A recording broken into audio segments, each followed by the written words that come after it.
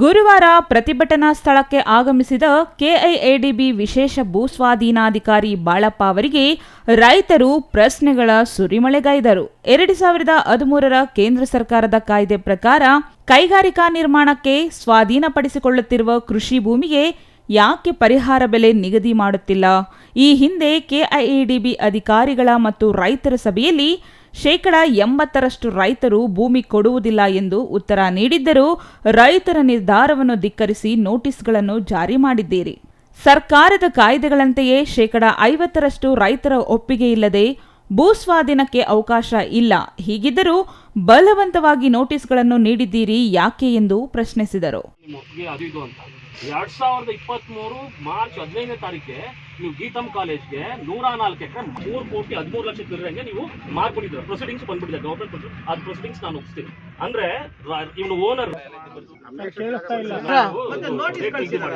ಅದು ಯಾವ ಬೇಸಿಸ್ ಮೇಲೆ ಅಂದ್ಬಿಟ್ಟು ನಮ್ಮ ಮುಖಂಡರುಗಳಿದ್ದಾರೆ ಅವ್ರು ಕೊಡ್ರಿ, ಯಾವ ಬೇಸಿಸ್ ಮೇಲೆ ನಿಗದಿ ಮಾಡಿದ್ದಾರೆ. ಯಾವುದೇ ಸ್ವಾಧೀನ ಮಾಡಬಾರ್ದು ಅಂತ ಕಾಯ್ದೆ ಹೇಳ್ತದೆ ಅಂತ ನಾನು ಹೇಳ್ತಾ ಇದ್ದೀನಿ. ನೀವಿಲ್ಲ ಅಂತ ಹೇಳಿದ್ರೆ ನೀವಿಡಿ, ನಾನು ಆಯ್ತು ಅಂದ್ರೆ ನಾನು ಗೂಗಲ್ ಅಲ್ಲಿ ಇಲ್ಲೇ ಓಪನ್ ಮಾಡಿ ಕೊಡ್ತೀನಿ. ಒಂದು ಹಳೆ ಕಾಯ್ದೆನ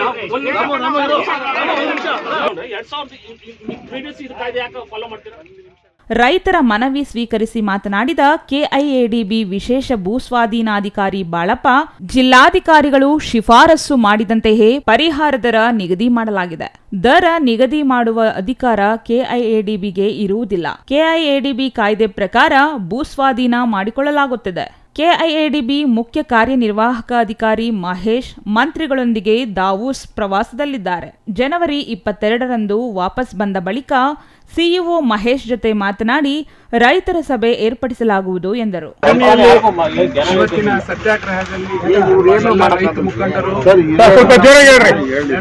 ರೈತರಲ್ಲಿ ನಾನು ಮನವಿ ಮಾಡ್ತಾ ಇದ್ದೀನಿ. ಇವತ್ತು ನೀವೇನು ಇವತ್ತು ಧರಣಿ ಮಾಡ್ತಾ ಇದ್ದೀರಾ, ಈ ಧರಣಿ ಬಗ್ಗೆ ಆಲ್ರೆಡಿ ನಾನು ನಮ್ಮ ಅಧಿಕಾರಿ ಹತ್ರ, ನಮ್ಮ ಸಿಇಒ ಹತ್ರ, ಮನೆ ಸಿಇಒ ಮಹೇಶ್ ಸಾಹೇಬ್ರ ಹತ್ರ ಇದ್ರ ಬಗ್ಗೆ ಮಾತಾಡಿದ್ದೀನಿ. ರೈತರಿಗೆ ಧರಣಿ ಮಾಡ್ತಾ ಇದ್ದಾರೆ ಅಂತ ಹೇಳಿದ್ದೀನಿ. ಅದಕ್ಕೆ ಮಾನ್ಯ ನಮ್ಮ ಸಿಇಒ ಸಾಹೇಬ್ರು ಈ ಫಂಕ್ಷನ್ ಅಲ್ಲಿ ಇದರಲ್ಲಿ ದಾವತ್ ಮೀಟಲ್ಲಿ ಇರೋದ್ರಿಂದ ಅವರು 22ನೇ ತಾರೀಕು ಬಂದ ಮೇಲೆ ರೈತರನ್ನು ಕರೆಬಿಟ್ಟು ನಾವು ಒಂದು ಸಭೆ ಮಾಡೋಣ ಅಂತ ಹೇಳಿದ್ದಾರೆ. ಅದಕ್ಕೋಸ್ಕರ ದಯವಿಟ್ಟು ಇವತ್ತು ನೀವೇನು ಧರಣಿ ಮಾಡ್ತಾ ಇದ್ದೀರಾ ಆ ಧರಣಿಯನ್ನು ಹಿಂಪಡೀರಿ.